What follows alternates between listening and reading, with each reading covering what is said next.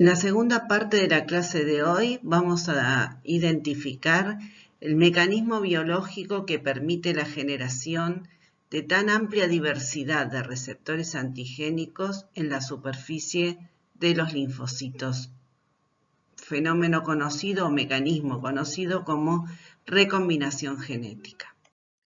Como venimos comentando en las diferentes clases, la inmunidad adaptativa se caracteriza por el accionar de los linfocitos, los cuales presentan en su superficie un receptor para la identificación del antígeno, que denominamos BCR en el linfocito B y TCR en el linfocito T. También venimos conversando que una de las propiedades de la inmunidad adaptativa es la amplia diversidad de reconocimiento. Bueno, a lo largo de la clase vamos a sentar las bases del proceso de recombinación génica que permite obtener tan amplia diversidad de reconocimiento antigénico. Vamos a referirnos ahora a las dos propiedades que tienen que ver con la identificación por parte de los linfocitos del antígeno al cual es específico. Una es la especificidad. Por especificidad nos referimos a la capacidad que tiene cada linfocito a través del receptor de superficie de reconocer un único antígeno. Y diversidad es la totalidad de los receptores antigénicos que presenta un individuo, es decir, el repertorio de linfocitos que van a reconocer potencialmente 1 por 10 a la 9 estructuras bioquímicas diferentes. Entonces, el sistema inmune, para lograr estos dos objetivos, la especificidad y la diversidad, a lo largo de la evolución desarrolló un elegante y complejo mecanismo para conducir a la generación de células maduras que presentan los receptores antigénicos en membrana y que en conjunto en la totalidad de los linfocitos presentes en un individuo constituyen el repertorio de reconocimiento antigénico de ese individuo. El conocimiento de los mecanismos de recombinación génica ha sido uno de los hechos de la inmunología moderna que ha permitido entender las bases que dirigen la especificidad y la diversidad de la respuesta inmune. Y estos se originan a partir de secuencias génicas codificantes presentes en la línea germinal de todas las células del organismo, pero que solo a nivel de la activación durante la maduración de los linfocitos, tanto B como T, conducen a un mecanismo de ensamblado y recombinación de estas secuencias génicas que van a permitir generar un RNA mensajero que codifica para la síntesis o de la cadena liviana o de la cadena pesada de un linfocito B o de la cadena alfa y de la cadena beta de un linfocito T que luego se constituyen en los receptores antigénicos.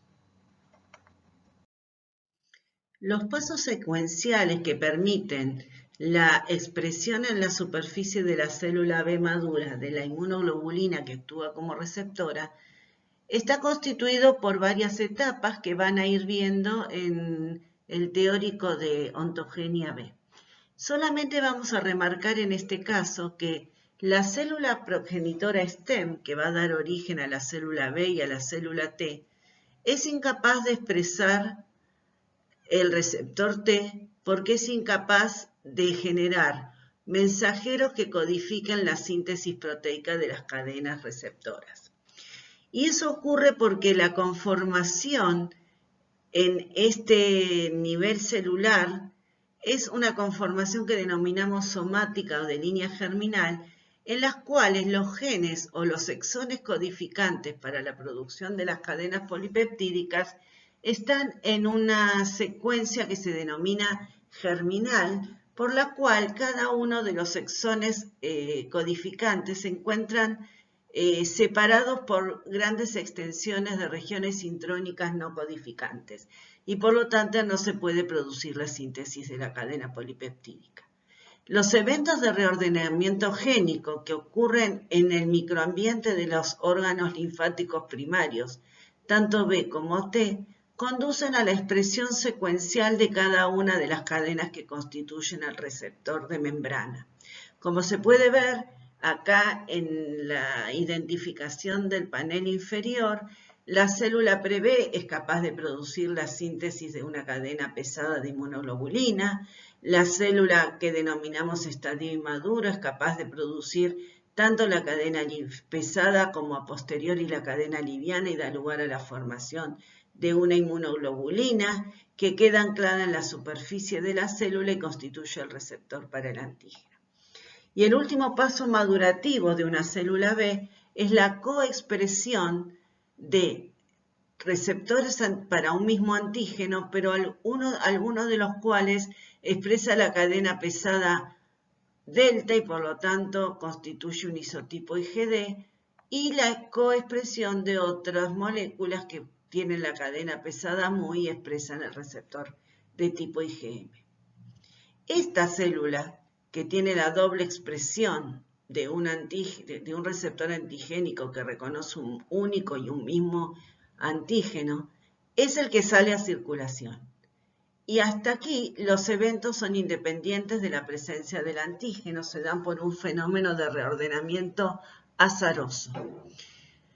Una vez que la célula completa su maduración y entra en circulación periférica, va a ir a los órganos secundarios, va a entrar en contacto con el antígeno y la presencia del antígeno va a dar las señales de diferenciación de la célula a su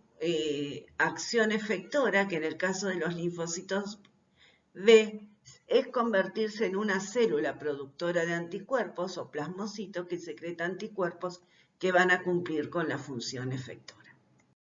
Entonces, a modo de repaso, durante la diferenciación de la célula B que ocurre en médula ósea, una célula STEM entra en un compromiso mediado por la acción de citoquinas a una diferenciación pro-T, en donde se empieza a producir la proliferación celular que va a dar origen a los linfocitos. Luego, la célula entra en un proceso que denominamos prelinfocito B, en el cual adquiere el compromiso a través de la expresión de enzimas recombinantes, de la expresión de la cadena pesada de inmunoglobulina, a la que le sucede la expresión de la cadena liviana y por lo tanto al existir una cadena liviana y una cadena pesada sintetizadas por la célula, esta célula logra expresar en su superficie un receptor para el antígeno. En esta etapa la célula inmadura va a cumplir algunos fenómenos dentro del órgano primario que le va a permitir seleccionar solamente a las células que sean capaces de reconocer antígenos extraños y de esa manera, acompañado de la coexpresión de un receptor antigénico de isotipo M y otro de isotipo D para el mismo antígeno, la célula se convierte en una célula madura que entrará en circulación para encontrarse con el antígeno. Como les dije en el slide anterior, entonces este proceso, que es secuencial, va a culminar con la expresión de un receptor para el antígeno y esto significa adquirir competencia inmunológica. Como van a ver en el próximo teórico, estas etapas madurativas están acompañadas de procesos de reconocimiento de un adecuado reordenamiento génico, por lo cual toda célula que es incapaz de generar un reordenamiento genético que permite la síntesis de la cadena pesada de inmunoglobulina, por una acción de regulación negativa es inducida a un proceso apoptótico y se pierde.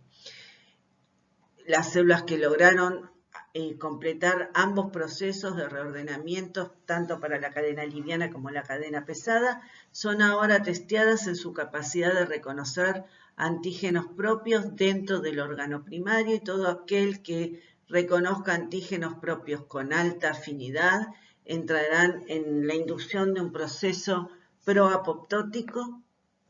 que los va a llevar a la muerte y solamente podrán emigrar del órgano primario aquellas células que hayan cumplido con los dos conceptos. Por un lado, reordenar exitosamente el receptor para el antígeno expresado en la superficie celular y por el otro, tener una nula o débil asociación de reconocimiento en relación con los antígenos que son propios. Estos fenómenos que se denominan procesos selectivos de las células eficientes los vamos a ver en teóricos más adelante. Entonces, solamente vamos a encontrar en la periferia aquellas células que han adquirido competencia inmunológica y que no son capaces de tener procesos de reconocimiento de antígenos propios. Bueno, como dijimos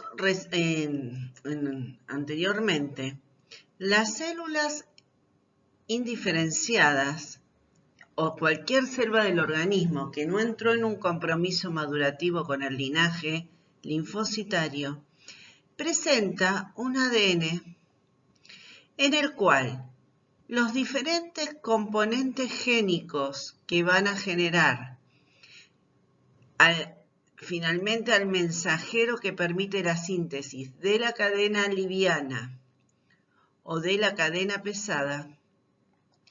presentan secuencias que denominamos exones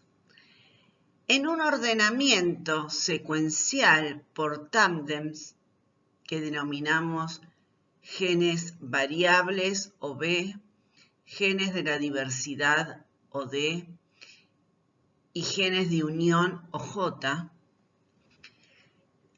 cuyos exones están unidos a secuencias intrónicas no codificantes que no pueden ser transcriptos a un mensajero que permita la síntesis de una proteína. Y eso pasa en el cromosoma que tiene la información para la síntesis de la cadena pesada y lo mismo ocurre en los cromosomas que tienen la información para la síntesis de la cadena liviana. Para que se logre la síntesis de una u otra cadena, estos genes que están espaciados en la secuencia del ADN deben ser reordenados. Y ese reordenamiento génico de los genes del ADN se va a dar solo en las células que maduran en el microambiente del timo o de la médula ósea y no en otro tejido. En esos lugares, en esos sitios anatómicos, los factores de crecimiento permiten la expresión de una proteína que es específica del tejido linfático, que se denomina recombinasas. Y esas enzimas recombinasas van a modificar la unión de los genes de cada grupo que le fuimos nombrando, de manera tal que los va a acercar. Los va a disponer en el espacio unos unidos al lado de los otros, lo que va a permitir la formación de un transcripto de RNA que va a permitir la síntesis de la cadena polipeptídica.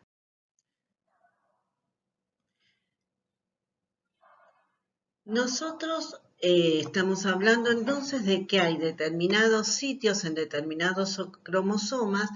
que portan la información genética para lograr la síntesis de las cadenas que van a constituir al receptor antigénico. En este diagrama se presenta la organización del loxis de los genes que codifican para la síntesis de las cadenas de las inmunoglobulinas. Como les dije antes, cada uno de las cadenas o tipos de cadenas polipeptídicas se hallan localizadas en distintas regiones de los cromosomas. Para el caso de los cromosomas humanos, las cadenas H, el locus que tiene la información genética para la síntesis de la cadena H, está localizada en el cromosoma 14. La organización secuencial de extremo 5' a 3' terminal está dada por n secuencias exónicas, o sea, codificantes, para un gen que denominamos B, porque codifica la secuencia aminoacídica que forma parte del dominio variable de la inmunoglobulina, cada uno de ellos precedido por una secuencia corta que codifica para 20 aminoácidos de un péptido que denominamos secuencia líder y que luego en la maduración de la proteína se va a perder. Estos 100 secuencias diferentes están localizadas en el mismo cromosoma, pero separado por secuencias no codificantes que, como dijimos antes, se denominan secuencias intrónicas. A continuación de esta secuencia y separada por un amplio secuencia intrónica separadora, aparece una segunda región de exones codificantes en un número aproximadamente de 23, que se denominan región D o de la diversidad. Estos exones de la región D son los que luego se van a unir a la región codificante por B para dar en suma todo lo que constituye la región del dominio variable de una inmunoglobulina. Y se denomina D porque aumenta la diversidad de expresión al aumentar el número de sitios que pueden ser codificantes para la expresión de la cadena polipeptídica final. Y finalmente, en río arriba hacia 3' hay una región que está codificada por un número mucho más limitado de genes que denominamos genes J, que se los ha denominado así porque se pensó que era la secuencia aminoacídica que unía la región constante de la inmunoglobulina, de la cadena pesada de la inmunoglobulina,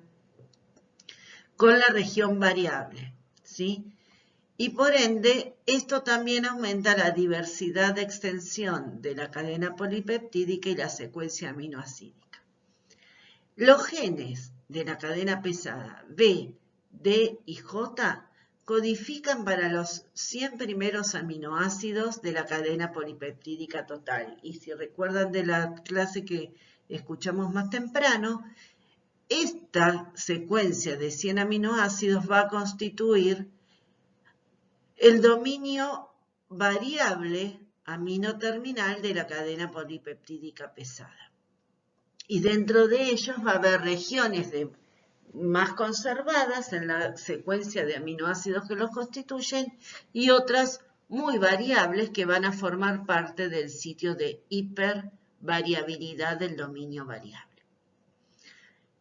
Luego de esta secuencia y precedido por una región enhancer, vamos a encontrar regiones que son constantes, pero que existen en múltiples genes y por lo tanto cada cadena pesada va a seleccionar una secuencia constante de genes constantes que va a constituir a los 3 dominios constantes de la cadena pesada de la inmunoglobulina, sea esta mu o sea esta gamma, ¿sí?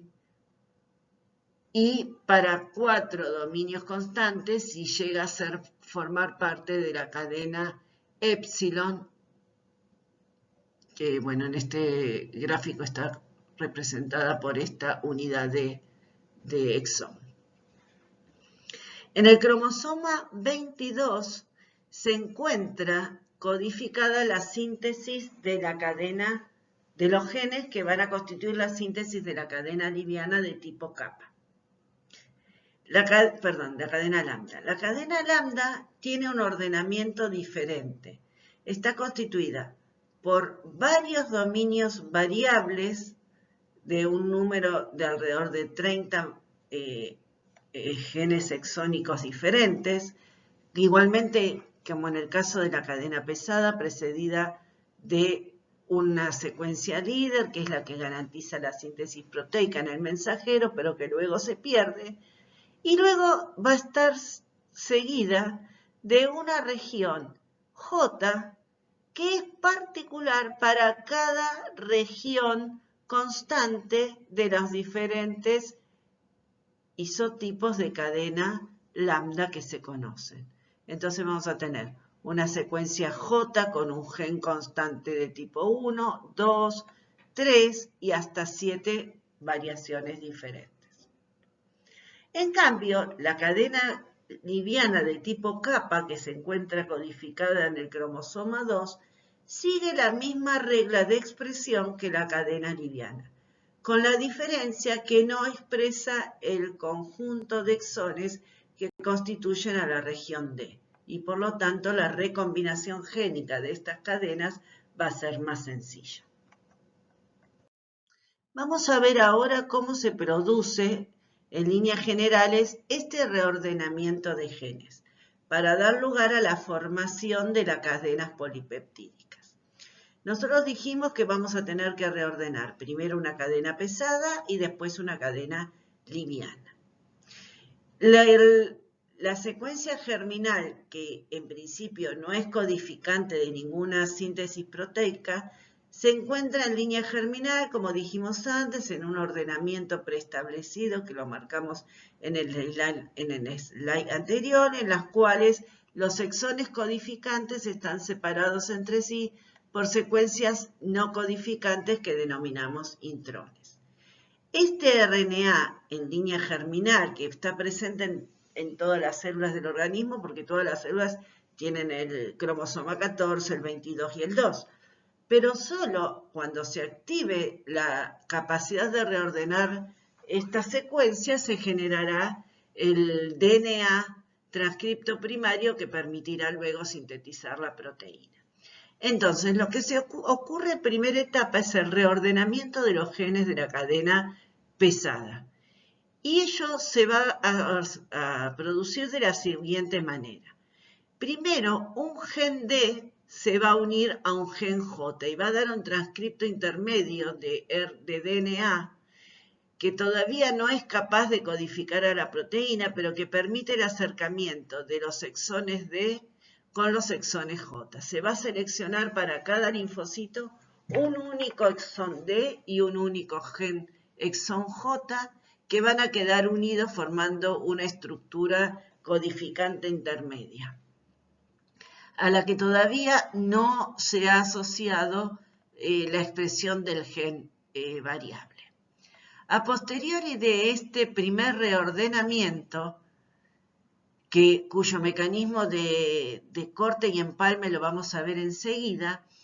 se produce un segundo reordenamiento, una segunda etapa de reordenamiento, por el cual el gen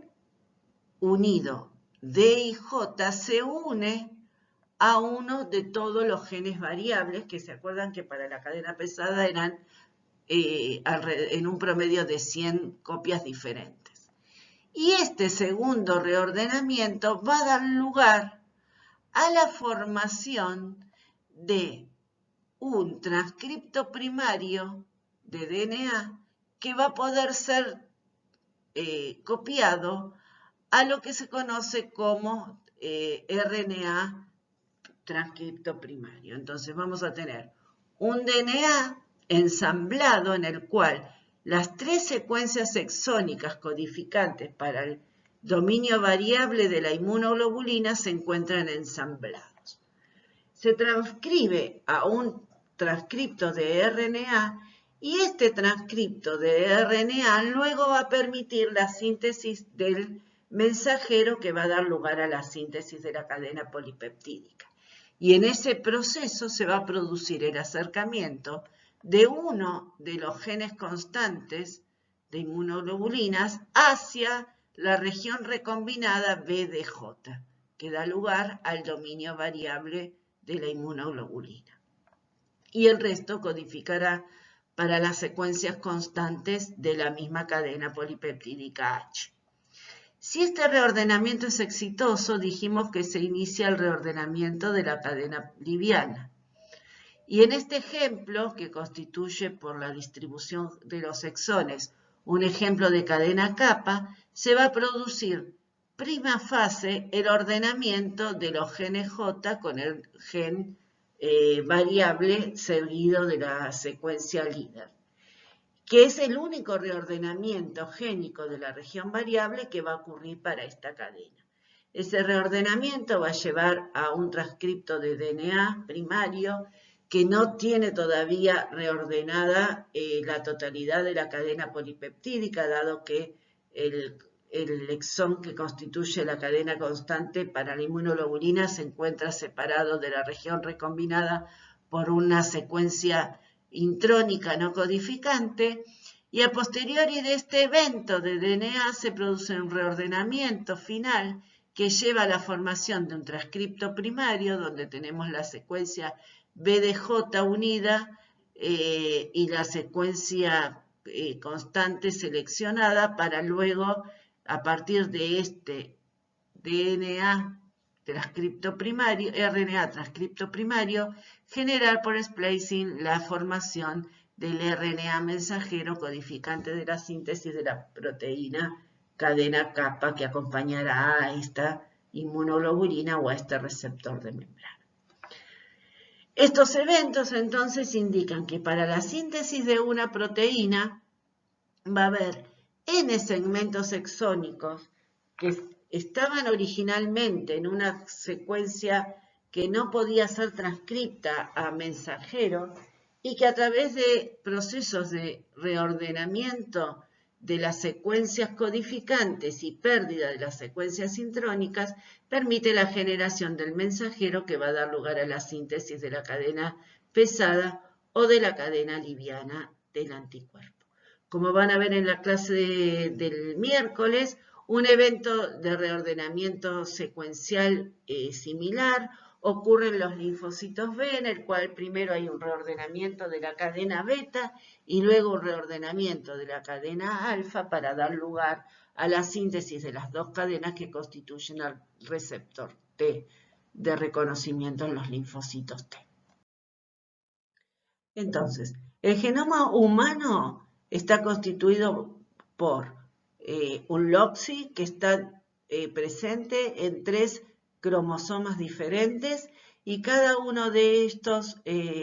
regiones de codificantes pertenece a un set de exones que van a codificar para los dominios variables de inmunoglobulina constituidos por los genes B, J y D para la cadena pesada y B y J para la cadena liviana, y la selección de alguno de estos genes es un evento que ocurre al azar. Y no existe una acción inducida por el antígeno o por algún tipo de citoquina, sino que eso va a depender del punto en que la recombinasa se inserte en el DNA para unirse a alguna de las secuencias y favorecer el fenómeno de empalme y corte de los segmentos genéticos. Ahora bien, al haber un número tan grande de posibles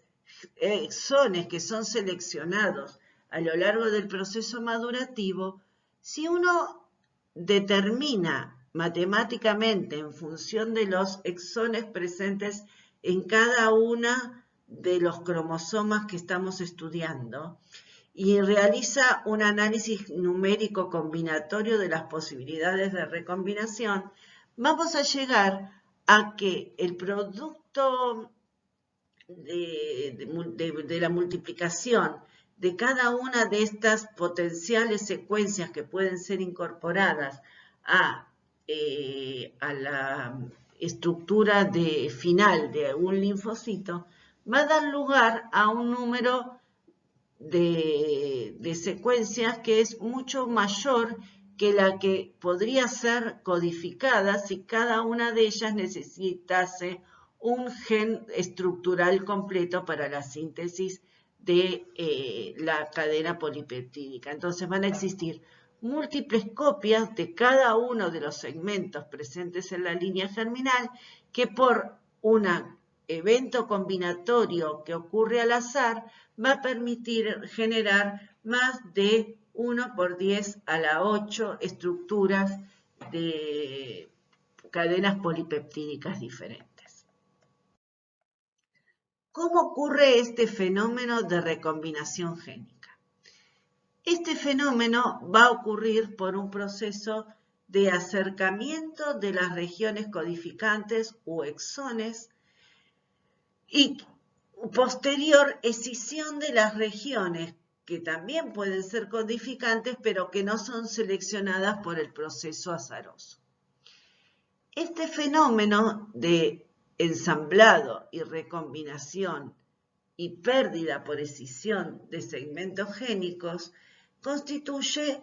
el proceso de recombinación génica en sí mismo y está guiado por la presencia de una enzima que es capaz de unirse a secuencias que preceden a la región codificante del exón, que se denominan secuencias señales de recombinación, por la cual la enzima recombinasa permite juntar dos segmentos génicos que no están adyacentes. Y a posteriori, fenómenos de corte y empalme van a permitir la recomposición final de la secuencia que se va a transmitir como la secuencia codificante final para un linfocito dado. Por lo tanto, cada linfocito seleccionará al azar un segmento B,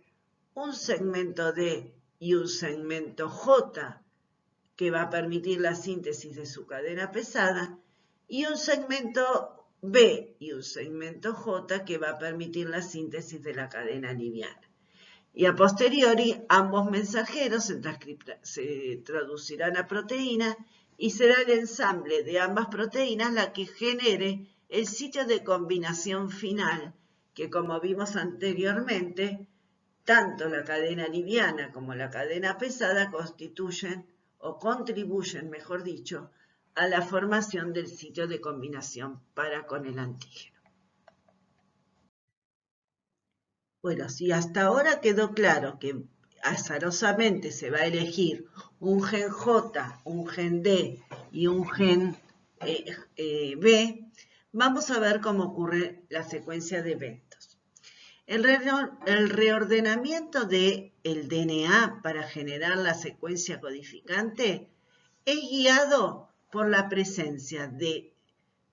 algunos nucleótidos que constituyen lo que se denominan secuencias señales de recombinación. Por delante de cada exón, en este ejemplo un exón J y en este ejemplo un exón variable que fueron seleccionados al azar, va a existir una secuencia que está constituida por la forma de preceder a la secuencia por 12 nucleótidos y en el dominio variable, en la región que está 3' arriba, o sea, que está hacia la derecha, va a estar presentes 23 nucleótidos que forman parte de la secuencia de recombinación de genes. Estas secuencias señales nunca son iguales, siempre se combina una secuencia 23 con una secuencia 12, porque la secuencia que es no codificante va a unir a la recombinasa, pero va a ser necesaria que su extensión dependa de la circular del DNA en el que está comprometido para que pueda lograrse la aproximación de las secuencias codificantes que queremos unir. En la secuencia de las cadenas livianas, entonces, los dominios variables están seguidos de una secuencia de 23 nucleótidos que constituyen la señal de reconocimiento de reordenamiento génico y los segmentos J están precedidos por una secuencia de 23 aminoácidos. Esto va a cumplir la regla del 12-23, es decir, 12 nucleótidos conservados o 23 nucleótidos conservados que van a formar parte de la secuencia señal de reordenamiento para que se produzca una adecuada aproximación de las cadenas de ADN. En el caso de la cadena pesada, como tenemos que recombinar 3 segmentos génicos, vamos a encontrar en lugar de 2 secuencias señales, en total, 4 secuencias señales. Como antes, una a posteriori del exón variable, una por delante del exón de unión o joining, y 2, una que precede y una que está posterior de la región de diversidad, de los segmentos D. De manera tal de poder hacer la recombinación de J con D en una primera etapa, a través de estas señales de reconocimiento, del reordenamiento, y en una segunda etapa, la segunda recombinación. Fíjense que en un caso tenemos 2312 como señales de reconocimiento y en el otro caso 1223, en una secuencia que es inversa en el número. Y eso garantiza que J nunca se pueda unir con B directamente, sino que primero se tenga que unir al segmento D, formar un nuevo exón resultado de la recombinación de D con J y recién después se pueda producir el reordenamiento, cumpliendo la regla 1223, entre el segmento BJ recombinado, DJ recombinado, para posteriori unirse a la secuencia B. Que existan estas secuencias conservadas que denominamos RCESS, secuencias señales de recombinación, garantizan que se forme un bucle u horquilla con una secuencia dada de los nucleótidos de ADN que están cerca de los exones. Estas secuencias, las 12 entre sí y las 23 entre sí, son secuencias palindrómicas. Quiere decir que siempre van a encontrar la base correspondiente en la hebra de ADN complementaria para que esta unión sea firme. Y se forma entonces esta estructura en horquilla que estabiliza la unión de la hebra de ADN y permite el acercamiento de ambos exones a recombinar. La secuencia de recombinasa,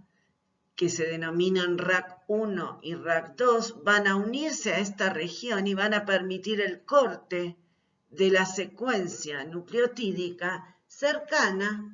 a la presencia del exón, de los exones que han sido elegidos para recombinarse. Y el resto de la secuencia nucleotídica se perderá. Como venimos diciendo entonces, el tejido linfático tiene la propiedad de expresar por activación y diferenciación enzimas que denominamos recombinasas.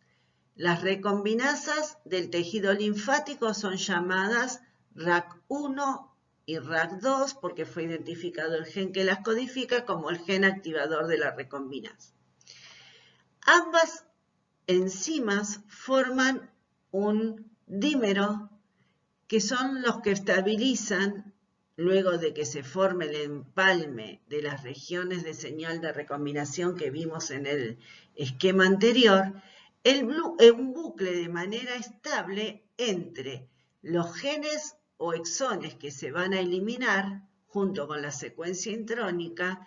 y el acercamiento de los genes que se van a seleccionar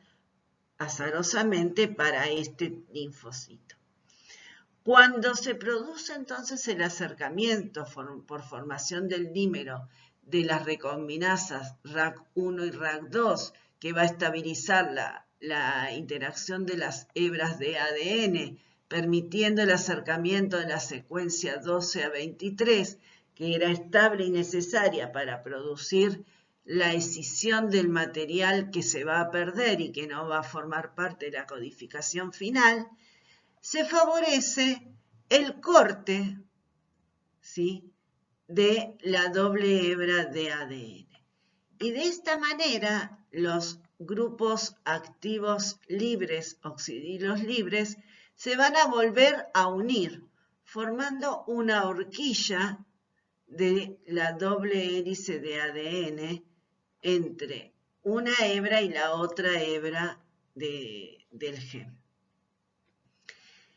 En este momento se van a activar enzimas que no son de tejido linfoide específico, sino que están presentes en cualquier proceso de activación y replicación del ADN y que van a participar de la reparación de las hebras de ADN.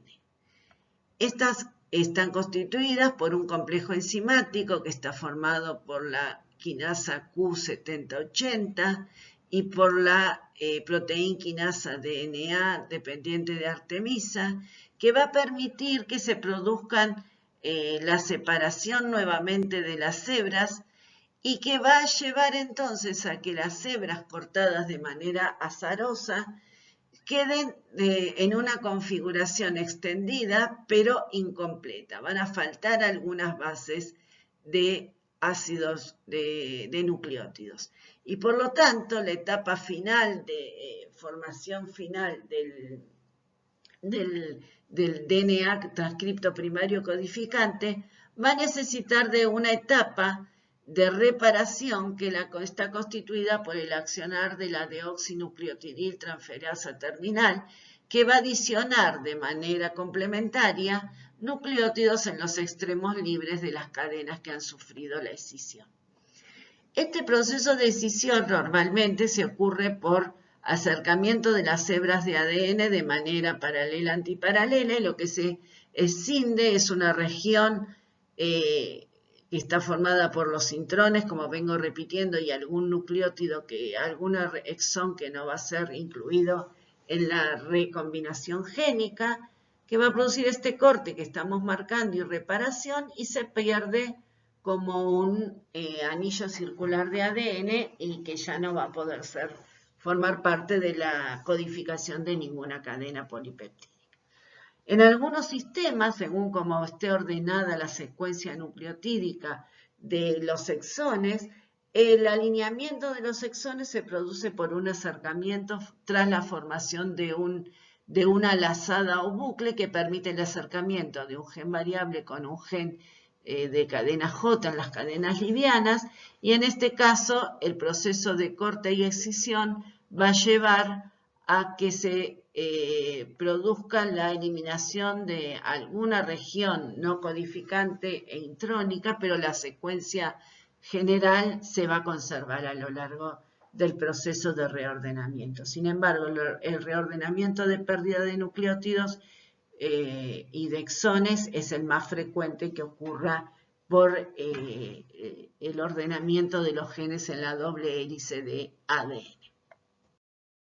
Finalmente, estos procesos de unión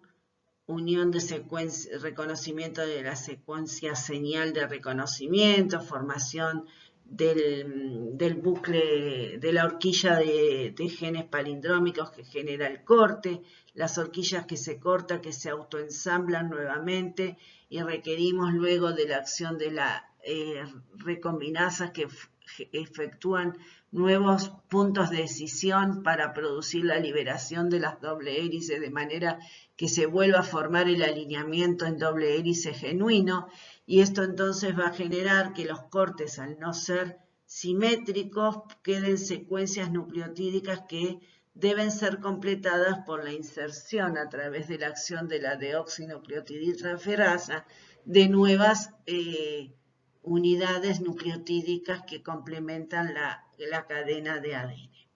Entonces, va a haber inserción de nucleótidos que prima fase se denominan inserción P o palindrómica porque se complementa exactamente con la base del nucleótido que haya quedado libre en el proceso de escisión.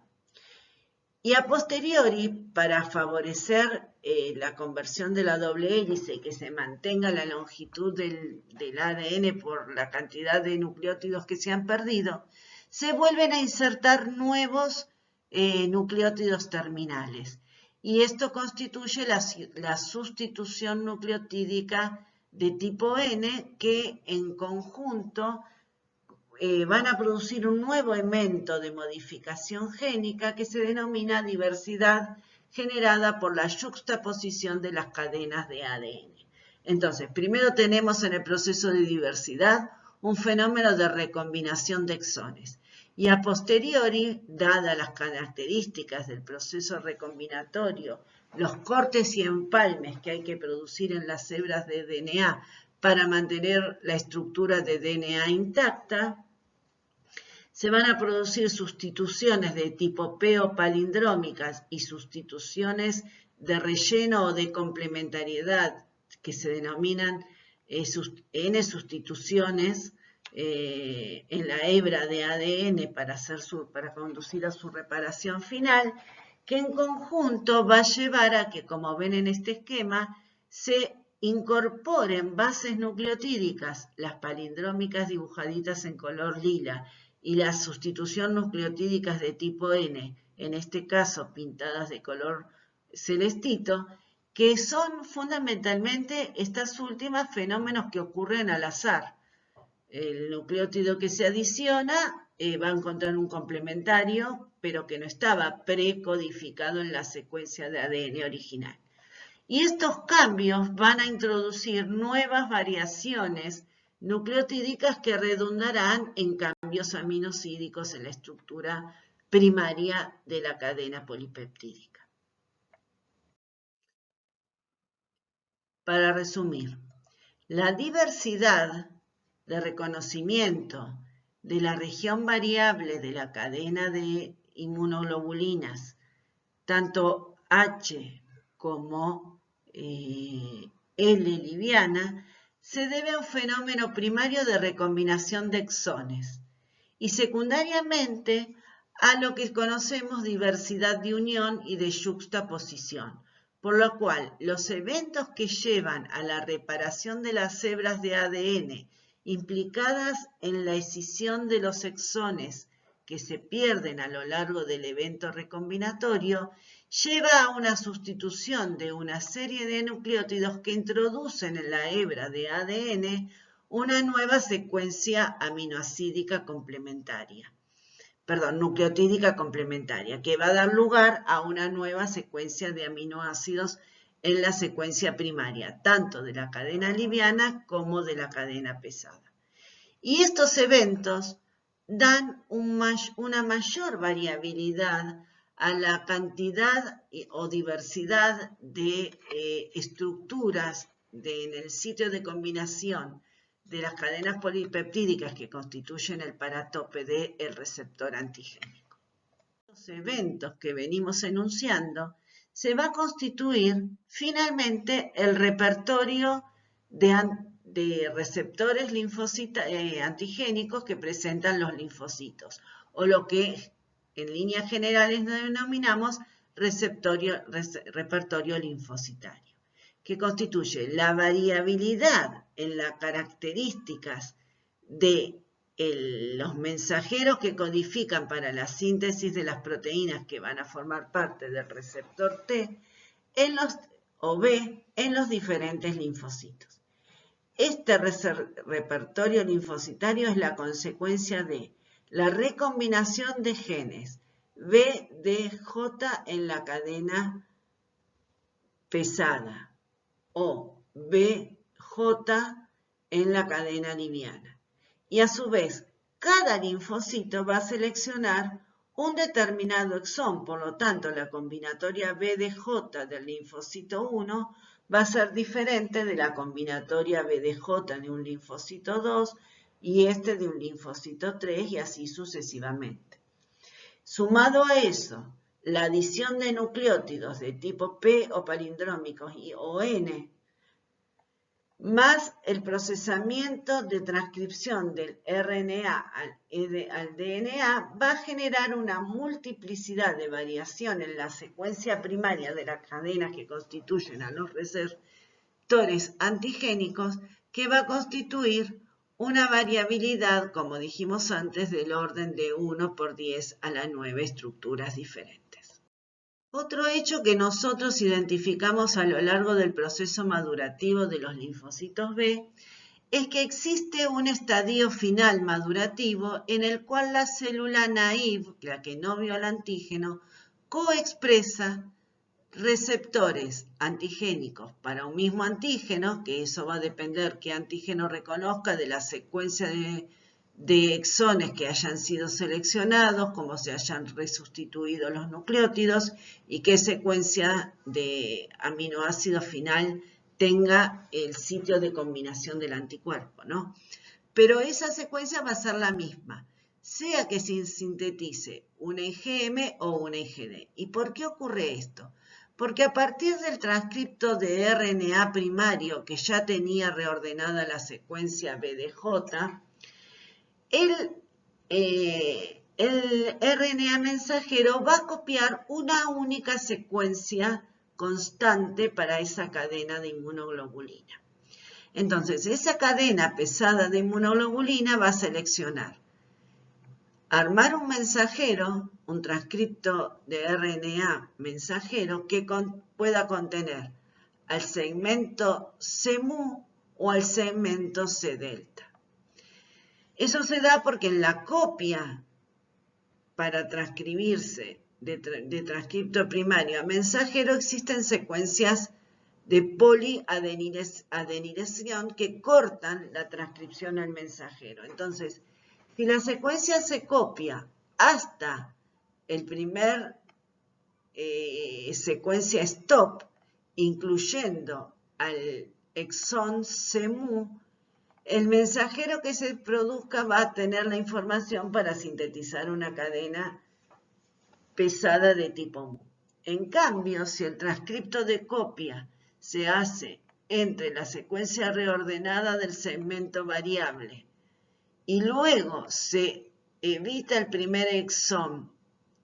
y se empieza a transcribir, o a copiar, mejor dicho, primero, el exón que codifica para la región constante gamma, y esa copia se continúa hasta la segunda señal de poliadenilación, el mensajero que se va a sintetizar va a contener la secuencia constante delta, y por lo tanto la síntesis de la cadena que se va a producir es la cadena delta. Entonces, como los ribosomas van a sintetizar ambos tipos de cadena, se van a ensamblar algunos anticuerpos que van a ser con características de isotipo IgM y otros con características de isotipo IgD. Y cualquiera de los dos se van a expresar en la membrana de del linfocito B que está madurando. Un evento similar al que analizamos en médula ósea para el linfocito B se va a dar en el timo en relación a la maduración de los linfocitos T, donde estas células, a partir de una stem cell comprometida, cuya expresión génica está en conformación de líneas germinales, es decir, es incapaz de producir la transcripción de genes, en determinado momento va a permitir la expresión de la recombinasa RAC1 y RAC2 que vimos anteriormente, la misma enzima que funciona en la recombinación génica para el linfocito B. Esto va a dar lugar a la formación de un prelinfocito T que expresa una cadena beta en su citosol y luego en su membrana plasmática, y luego esto se va a acompañar de la cadena alfa que va a permitir la expresión del dímero receptor antigénico alfa-beta. En el proceso subsiguiente, la célula va a sufrir fenómenos de selección positiva y negativa que vamos a ver en clases posteriores, y eso va a permitir que las células autorreactivas se eliminen en el proceso de educación tímica y emerjan hacia la circulación las células linfocitarias T que expresen un receptor antigénico para antígenos extraños. Como van a ver en la clase correspondiente, algunas de estas reordenamientos no son exitosos para la formación de la cadena beta, que es acompañada por la cadena alfa, y entonces el proceso se puede reubicar o reordenar generando la expresión de la cadena gamma, y entonces lo que vamos a tener es un receptor gamma delta, ¿sí?, que cumple las mismas condiciones de educación tímica y que van a salir hacia la circulación. Recordemos que este proceso se da en un número mucho menor de casos, por lo tanto la mayoría de los linfocitos T CD3 positivos van a ser con expresión de receptor alfa-beta. Solamente para ubicarlos, en el proceso de reordenamiento del receptor T, que van a volver a ver la semana que viene, la expresión de las cadenas de receptor T, beta, alfa o delta, ocurren en diferentes cromosomas, tal como habíamos visto para las cadenas de las inmunoglobulinas, siendo el cromosoma 7 el codificante de la información para la obtención de la cadena beta, el cromosoma 14, el mismo que expresaba los genes codificantes para la cadena pesada, es responsable de la codificación de la cadena alfa o de la cadena delta para el receptor T, y el cromosoma 7 en una región distante de la anterior se capacita la expresión de genes para la síntesis de la cadena delta. Por lo tanto, cuando no se puede expresar la cadena beta, entonces se va a expresar la cadena gamma, y en función de cuál es la cadena que se ha recombinado, luego se va a seleccionar los genes que codifican en la región de enhancer para la cadena alfa o para la cadena delta respectivamente. El fenómeno de reordenamiento génico, ¿sí?, se da de manera similar a la indicada antes, y lo mismo que pasaba con la cadena H, tanto la cadena beta como la cadena delta poseen tres regiones codificantes que denominamos B, D y J, y van a sufrir eventos de reordenamiento similar a la cadena pesada, en tanto que la cadena alfa o la cadena delta, gamma, presentan un único evento de reordenamiento, que es el acercamiento de los genes de la región variable con los genes de la cadena J.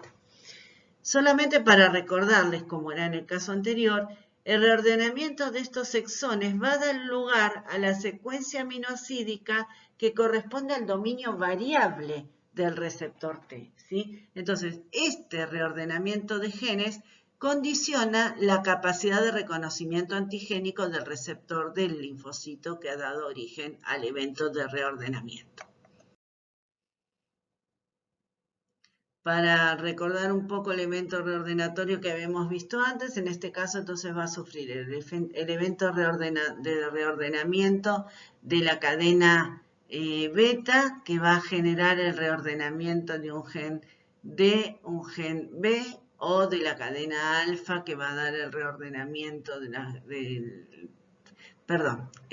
cadena beta da lugar al reordenamiento primero del gen J con el gen D, y a posteriori el ordenamiento con la elección de un exón beta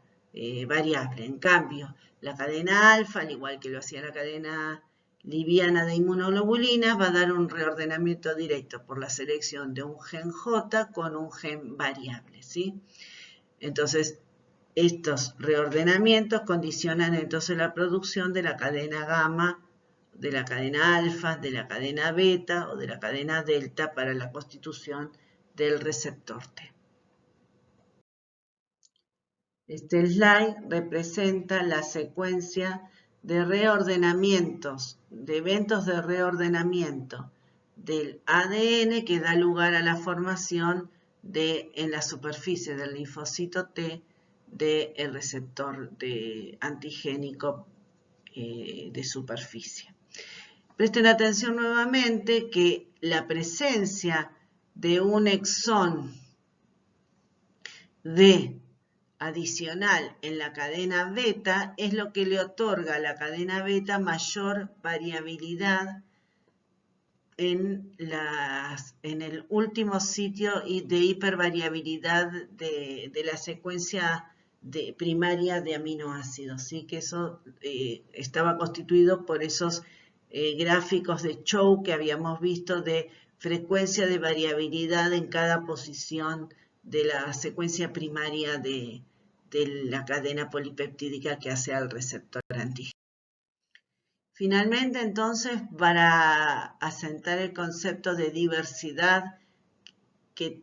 cumple el repertorio de linfocitos a lo largo del sistema inmunológico, la amplia diversidad es una consecuencia de los mecanismos de diversificación que se producen en esta estirpe celular y es consecuencia de eventos que vinimos analizando. Los múltiples segmentos génicos que estaban presentes en la línea germinal de la célula STEM, que da lugar cuando se produce la maduración de los linfocitos tanto B como T, a un proceso de recombinación y unión de genes BDJ para la cadena pesada y BJ para la cadena liviana en el caso del linfocito B, y BDJ para la cadena beta o BJ para la cadena alfa en el caso del linfocito T. En ambos fenómenos, cuyo proceso de recombinación es similar y mediado por las mismas enzimas, se produce un evento de flexibilización en la unión de los exones que hace que se produzcan el requerimiento de cortes y empalmes a través de la adición de nuevos nucleótidos. Estos nucleótidos se pueden incorporar completando de manera palindrómica la secuencia de DNA molde o azarosamente por rellenado aleatorio de la secuencia a través de diferentes nucleótidos para completar la extensión de la hebra de ADN original. Esto va a permitir entonces que se produzca una combinatoria de N posibilidades de exones a los cuales hay que adicionar la probabilidad a través de la unión de diferentes nucleótidos formando tripletes que van a codificar para diferentes aminoácidos, y esta relación combinatoria de cada una de las cadenas per se multiplica y se potencia cuando uno hace la relación combinatoria de la cadena H con la L o de la cadena alfa con la beta. Finalmente, una vez que el linfocito maduro llega al órgano secundario y reconoce al antígeno de manera específica, como van a ver más adelante, se producen eventos de división celular de un alto grado y ritmo replicativo que hace que a lo largo de ese ritmo replicativo se cometan errores de copia que va a llevar al proceso de hipermutación somática, y esto va a generar un evento de diversidad mayor a lo largo de la respuesta inmune secundaria, cuando ya el linfocito vio al antígeno. Este cuadro resume de manera numérica la expresión de la información que vimos en la diapositiva anterior. Y por último, a lo largo de esta clase vamos a considerar eventos, los que llamamos eventos secundarios de diversificación. Estas acciones se producen ya no en el órgano primario donde se produce la maduración linfocitaria, sino que son eventos secundarios del encuentro del linfocito naive para con el antígeno. La fase secundaria de diversificación entonces va a ocurrir en cualquiera de los órganos secundarios, y una vez que el linfocito fue activado por el antígeno y entra en contacto con las células colaboradoras que van a perpetuar la respuesta inmunológica mediada por los linfocitos B, y que van a ocurrir una serie de eventos. El primero está dado por que la estimulación antigénica lleva a la amplificación clonal de la célula específica, y esa amplificación clonal no es ni más ni menos que la división de la célula específica para el antígeno, la división celular, que va a originar un clon de células hijas que van a irse dividiendo secuencialmente a lo largo de la estimulación antigénica. Durante ese proceso de duplicación celular, ocurren eventos que llevan a cambios puntuales a lo largo de la secuencia en el sitio de combinación del anticuerpo que conocemos con el nombre de hipermutación somática. Y como van a ver más adelante, la hipermutación somática permite que se seleccionen los clones que generan mayor afinidad para con el antígeno.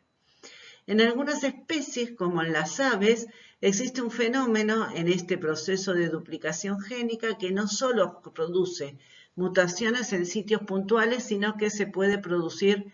el crossover de los DNA que se están duplicando, y a este fenómeno se lo denomina conversión génica. Y esto puede generar entonces, por intercambio de secuencias aminoácidicas, nuevas secuencias de aminoácidos que constituyen el sitio de combinación, y esto también favorece o permite un cambio de la afinidad del anticuerpo.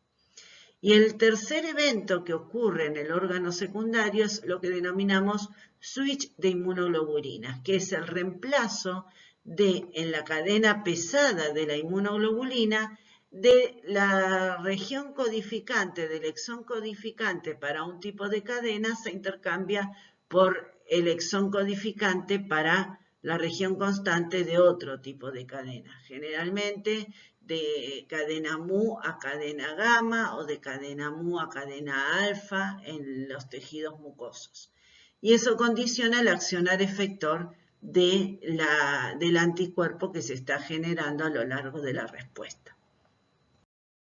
Este último fenómeno, el del switch de inmunoglobulinas, lo vamos a ver nuevamente en la clase de producción de la respuesta inmune humoral, pero solamente para que recordemos la secuencia de un linfocito maduro que ya reconoce a un antígeno porque ya sufrió el reordenamiento de los genes BDJ o BJ de las cadenas pesadas y livianas respectivamente. Presenta un sitio de combinación que reconoce específicamente al antígeno. La célula B que está reconociendo al antígeno entra en un proceso de activación que primariamente va a producir anticuerpos de isotipo IgM específico para el antígeno involucrado y que a posteriori, luego de recibirse la segunda señal de activación, va a llevar a un proceso que se denomina de cambio de isotipo o switch de inmunoglobulinas, que está mediado por la acción de enzimas que favorecen la recombinación de la región de la secuencia de exones constantes del DNA primario de este linfocito, y estas enzimas están dirigidas su accionar por la activación de las señales, pero fundamentalmente por la presencia de las citoquinas que estimulan receptores de membrana presentes en el linfocito activado. Y de esta manera, entonces, el DNA primario puede sufrir un proceso nuevamente de reconversión o reordenamiento de la expresión génica a nivel de las secuencias constantes de inmunoglobulinas, y cada secuencia de exón constante que posee por delante una secuencia nucleotídica que se denomina de switching va a permitir que haya un acercamiento a la región BDJ ya reordenada de un nuevo segmento génico que codifica para la región constante de otro isotipo de inmunoglobulina. Entonces, a partir de una célula previamente estimulada por el antígeno que producía IgM, se va a producir la síntesis de otra cadena pesada, que puede ser la cadena gamma o puede ser la cadena epsilon, y eso va a constituir que el anticuerpo que secreta el plasmocito vaya a ser o una IgG o una IgE. Este fenómeno de switch de inmunoglobulina o de isotipo de inmunoglobulina es un evento biológico que ocurre con el fin de generar una adaptación biológica adecuada para la expresión del isotipo de anticuerpo cuya efector biológico o funcionalidad biológica mediada por las características del segmento Fc de cada inmunoglobulina sea el que sea más adecuado para la eliminación del patógeno. Entonces, en este caso, nuevamente se va a producir un acercamiento de las secuencias del DNA primario a través de la acción en este caso no participan las enzimas RAC 1 y 2, que eran las que favorecían el reordenamiento de la región variable, sino que los que van a ser activadas son enzimas que van a favorecer durante el proceso de activación celular, la ruptura de secuencias específicas del DNA primario en la región no codificante para el segmento constante, y de esta manera enzimas como la AID va a permitir la reparación de las secuencias, y eso va a llevar a que se activen enzimas reparadoras del DNA como proteína quinasa reparadora del ADN, que va a llevar entonces al acercamiento de regiones de switch que preceden a cada uno de la región de los exones constantes para la síntesis de la cadena pesada, y esta adecuación y el acercamiento de los genes constantes a una determinada región variable va a permitir que se produzcan fenómenos de corte y ensamble y reparación que va a conducir a la generación de nuevos RNA mensajeros que van a permitir la síntesis de una cadena dentro del mismo linfocito, de la síntesis de una cadena alternativa pesada que va a estar dirigida a cualquiera de los otros isotipos de anticuerpos que no corresponden a la IgM que se estaba sintetizando originalmente. Este fenómeno lo vamos a repasar en la clase de activación linfocitaria B en el centro germinal, pero esto es como un adelanto para que se recuerden que no solo existen eventos de modificación y recombinación a nivel del sitio de combinación, sino que también ya con la presencia del antígeno hay eventos de cambio a nivel de la secuencia de ADN del transcripto primario que va a originar la síntesis de la cadena pesada. Solamente como anticipo a la clase que van a tener más adelante, recuerden que si el switch de inmunoglobulina se produzca en un contexto en que hay como citoquina mediadora del cambio interferón gamma, se va a producir IgG, y que la IgG tiene propiedades que permiten la eliminación de patógenos extracelulares, la neutralización de toxinas o la activación del sistema complemento. En cambio, en otras condiciones en las cuales la citoquina predominante en el microambiente de replicación del linfocito B está presente en grandes cantidades la interleuquina 4, en estas condiciones las enzimas que regulan el switch van a favorecer el ensamblado de un gen constante épsilon que va a llevar a la producción de IgE, que es relevante en la inmunidad contra el mintos, pero que también es muy importante, y lo vamos a ver más adelante, a lo largo del desarrollo de una respuesta de tipo de hipersensibilidad de tipo 1 o alergénica. Y que en el contexto de los órganos secundarios asociados a mucosas, como puede ser la placa de Peyer, los mediadores que se producen son capaces de dirigir el switch hacia la producción de la cadena alfa de inmunoglobulina, por lo tanto se va a secretar IgA, que es un anticuerpo clave en la transmigración a nivel de la mucosa para la protección contra la invasión de agentes microbiológicos a través del epitelio fundamentalmente respiratorio y del intestino delgado. Y por último, como evento también parcialmente asociado a los procesos de duplicación génica de los de los linfocitos, vamos a recordar que en el órgano secundario, a lo largo de la duplicación de los linfocitos por estimulación antigénica, se van a producir por procesos de error y copia en la duplicación del ADN, momentos en los que determinados puntos de los determinados nucleótidos son sustituidos por nucleótidos aleatorios, que va a dar lugar a la aparición de puntos